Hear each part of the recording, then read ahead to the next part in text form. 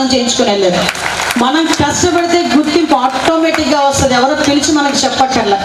ఈ విషయంలో ఎంతో కష్టపడి వచ్చారమ్మా. ఇక్కడికి వచ్చిన మా వాళ్ళందరూ కూడా అన్నారు, అమ్మాయిలు అబ్బాయిలు అందరూ ఉన్నారు. ఇక్కడ మా 60 లక్షల ఉద్యోగాలు, అట్ ద సేమ్ టైం దాంట్లో భాగంగానే టీచర్స్, అదేవిధంగా పోలీస్ రిక్రూట్మెంట్ ప్రతి సంవత్సరం చేయాలని మొన్నే లోకేష్ బాబు గారు నేను కూడా గౌరవ ముఖ్యమంత్రి గారికి చెప్తే డెఫినెట్గా ప్రతి సంవత్సరం ఈ 2 రిక్రూట్మెంట్స్ కంపల్సరీ చేయాలి అని చెప్పి గౌరవ ముఖ్యమంత్రి గారు కూడా మాకు సలహా ఇవ్వడం జరిగింది, చేయమని మాకు ఆదేశాలు కూడా ఇవ్వడం జరిగింది.